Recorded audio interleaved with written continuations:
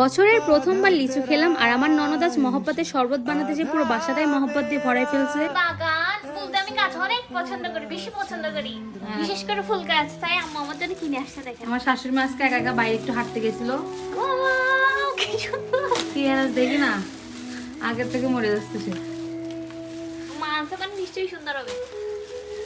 আমার শাশুড়ি মা ডায়াবেটিস তো উনি একটু গেছিল হাঁটতে, পরে পছন্দ হয়েছে এইগুলো আনছে। এটা আমি খুঁজতেছি, নাম জানো কিছু? নাম জানি না। গাইস দেখুন আমি কত সুন্দর গাছ এনেছি, এদিকে কতগুলো লাগাইছি, আমি আরো অনেক লাগাবো। পুরো বেলকনিটা গাছ লাগিয়ে কুমকুম শেষ করে দিবে এখন। যাবো টপ কিনতে। তোমার জন্য ওয়ালা লিচু! এটা আমাকে দেন। এটা না, না, তোমার নারিশ শাক তুমি খাও, এটা পছন্দ। তাহলে বছর প্রথম লিচু। বিসমিল্লাহ। জানতাম না আমি সিলিকে সাহেব বলা শোনা আমাকে এটা কুমকুম চেয়েছিল নারিশ শাক খাবে, এটা খাচ্ছ কিছু না, হবে না, এটা আমার।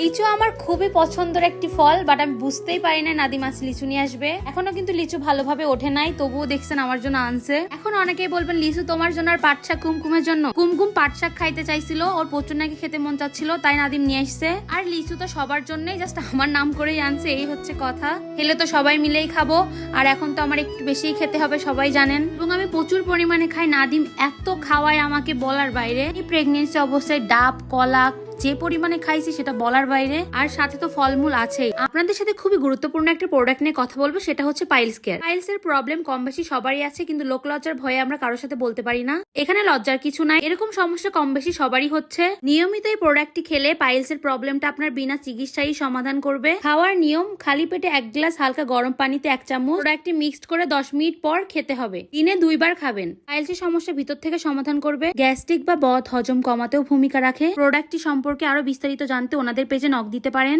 আর প্রোডাক্টের পেছনে স্ক্যানার কোড আছে, আপনারা স্ক্যান করে যাচাই বাছাই করে নিতে পারেন। প্রোডাক্টটি যে পেজ থেকে নিছি পেজ লিংক আমাদের ভিডিওর ক্যাপশনে দিয়ে দিব। আমার ডাবে ভাগ বাসানোর জন্য আরেকজন চলে এসেছে, সেটা আমার ননদ। ও ডাব খাইতে অনেক বেশি পছন্দ করে, যখনই ডাব আনবে তখন আমরা দুইজন মারামারি করে ডাবগুলো খাবো। আবার বাসায় থাকতে আমি আর আমার ভাই খাবার নিয়ে ঝগড়া করতাম, আর এখন ননদ আর আমি। এমনিতে আমার ননদ তেমন কিছুই খাই না, সবই আমি খাই, বাট আমার সাথে মাঝে মাঝে দুষ্টামি করে, এটাই আর কি। আর এরকম ভাবে কিন্তু খাবার খেতে ভালোই লাগে। আগে যখন আমরা দুজন ছিলাম তখন আমার এত ফল টল খেতে ভালো লাগতো না, মজাও লাগতো না, কিন্তু এখন সবাই মিলেমিশে খেতে অনেক বেশি ভালো লাগে। দেখুন কুমকুমের কাণ্ড, পানিটা আমাকে না দিয়ে সে খাচ্ছে। কুমকুম কিন্তু কারো মুখের খাবার খায় না, পানিও খায় না, কিন্তু আমরা সবাই ওর মুখের খাবার খাই। যাই হোক, সবকিছু মিলে আলহামদুলিল্লাহ আজকের দিনটা অনেক ভালো গেল। আমাদের বাসায় অতিথি চলে এসেছে, এটা হচ্ছে নাদিমের ছোট মামা। মামা আজকে রোজা, তাই মামার জন্য ভাবলাম একটু আয়োজন করেন। মামা নিজেই সবকিছু করছে এসে। এখন বানানো হবে মহব্বতের শরবত। অনেক ভালো লাগতেছিল, মনে হচ্ছিল রমজান মাস চলতেছে। মহব্বতের শরবত বানাতে যে আমার ননদ পুরো বাসাটাই মহব্বত দিয়ে ভরে ফেলছে, একটু পরে দেখতে পাবেন সে কি করে। আর তরমুজটা প্রচুর মজা ছিল, আমি কিন্তু প্রচুর তরমুজ খেতে পছন্দ করি। আমার মতো কে কে তরমুজ খেতে পছন্দ করেন অবশ্যই জানাবেন।